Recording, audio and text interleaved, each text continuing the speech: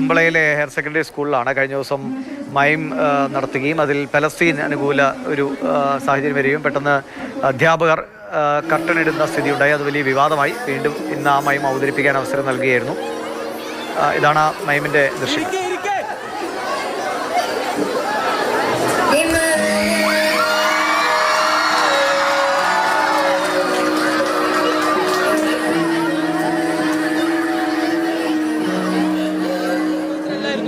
നമ്മൾ ഫസ്റ്റ് 10 മിനിറ്റാണ് എല്ലാം ഒക്കെ പഠിച്ചിട്ടുണ്ടായിരുന്നത്.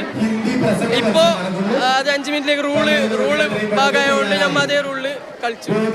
സന്തോഷമുണ്ട്. എല്ലാം ഇപ്പോൾ കലോത്സവ മാനുവൽ അനുസരിച്ചാണ് നിങ്ങൾ ഇത് അവതരിപ്പിച്ചിരിക്കുന്നത്. അതിൻ്റെ റൂളിൽ തന്നെയാണ് നമ്മൾ ഇതിപ്പോൾ അവതരിപ്പിച്ചത്. പക്ഷേ പ്രമേയത്തിൽ മാറ്റം വരുത്തിയിട്ടില്ല.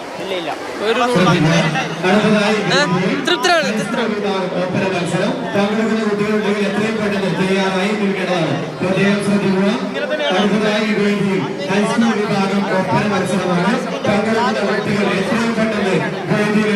വിദ്യാഭ്യാസ മന്ത്രി ഇതിനൊക്കെ പ്രതിഷേധിക്കണമെന്ന് തന്നെയാണ് പറയുന്നത്.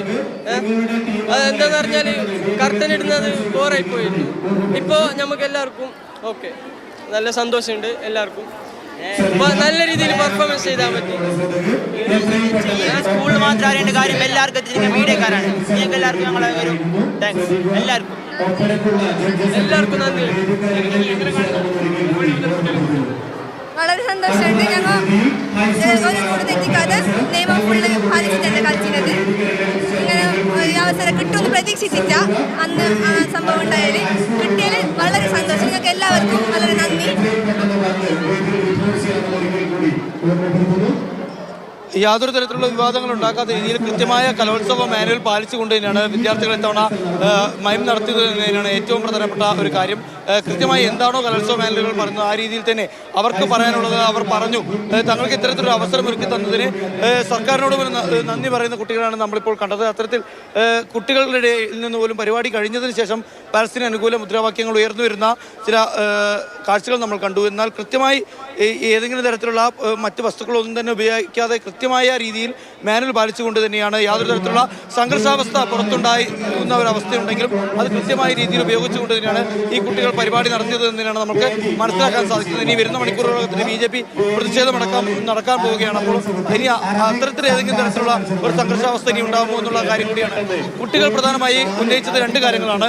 ഒന്ന്, മൈമ് കൃത്യമായി വീണ്ടും അവതരിപ്പിക്കണമെന്നുള്ള ഒരു കാര്യം. അതോടൊപ്പം തന്നെ ഇത്തരത്തിൽ ആദ്യഘട്ടത്തിൽ ഇവരുടെ മൈമ് തടസ്സപ്പെടുത്തിയ അധ്യാപകർക്ക് നേരെ കടുത്ത നടപടി വേണമെന്നൊരു കാര്യം. ആ കാര്യത്തിനും കൂടി ഇന്നൊരു തീരുമാനമുണ്ടാകുമെന്നുള്ള ഒരു ഉറപ്പ് വിദ്യാർത്ഥികൾക്ക് ലഭിച്ചിരിക്കുന്നതിനാണ് നമുക്ക് മനസ്സിലാക്കാൻ സാധിക്കുന്നത്. കുട്ടികൾ, ഇവിടുത്തെ വിദ്യാർത്ഥികൾ ഇപ്പോൾ പൂർണ്ണമായും തൃപ്തരാണ് എന്നതിനാണ് നമുക്ക് അവരുടെ ആദ്യഘട്ട പ്രതികരണങ്ങളിൽ നിന്ന് മനസ്സിലാക്കാൻ സാധിക്കുന്നത്.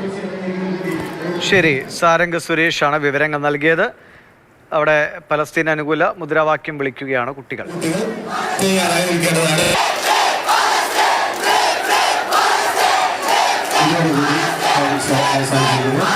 അടുത്തതായി ഹൈസ്കൂൾ വിഭാഗം ഒപ്പന മത്സരമാണ് വേദി നടക്കാൻ പോകുന്നത്.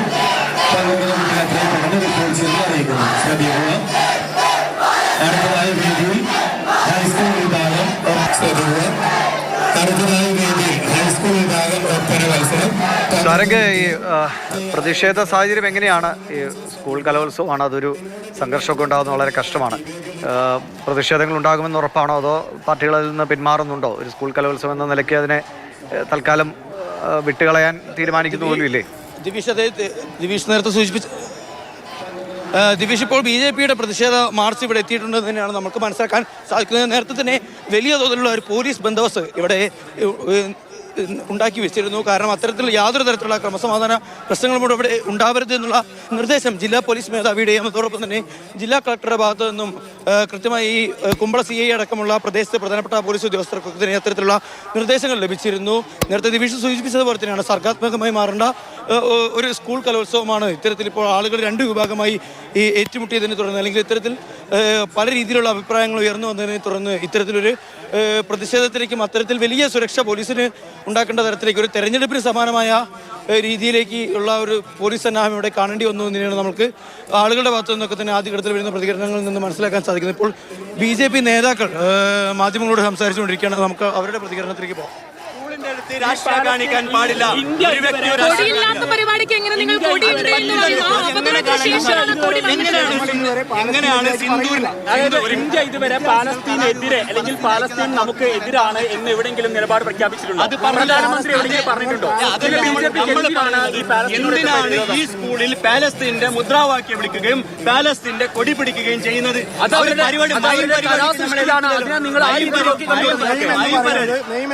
പരിപാടിക്ക് നമ്മളൊന്ന് പറഞ്ഞല്ലോ. ഈ പഹൽഗാം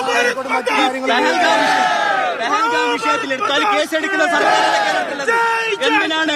പിന്നെ പൂക്കളിട്ട സിന്ദൂരിന്റെ പേരിൽ പൂക്കളിട്ടപ്പോ എന്തിനാണ് കേസെടുത്തത്? എന്തിനാണ് സിന്ദൂരിന്റെ പേരിൽ കേസെടുത്തിട്ടുള്ളത്? ഇത് പറയേണ്ടി വരും. അങ്ങനെ കേസെടുക്കുമ്പോൾ പാലസ്തീന്റെ കൊടി ഉയർത്തുമ്പോ അതിന് കേസെടുക്കണം. ഒരു സ്കൂളിൽ രാഷ്ട്രീയം വേണ്ട. ഇവർക്ക് രാഷ്ട്രീയക്കാർക്ക് രാഷ്ട്രീയം നടത്തണമെങ്കിൽ പാലസ്തീന്റെ കൊടി അവർക്ക് ഐക്യത പറയണമെങ്കിൽ അവർ പൊതുസ്ഥലത്ത് വെച്ച് ചെയ്യട്ടെ. ഈ സ്കൂളിന്റെ അകത്ത് സ്റ്റേജിന്റെ അകത്ത് എന്തിനാണ് ഈ രാഷ്ട്രീയം വിളിക്കുന്നത്? ഇന്നിപ്പോ അവർ കൊടി ഉയർത്തിയിട്ടില്ല. ഇന്ന് മുദ്രാവാക്യം വിളിച്ചില്ല. നിങ്ങളെ മുമ്പിൽ തന്നെയല്ലേ മുദ്രാവാക്യം അതല്ല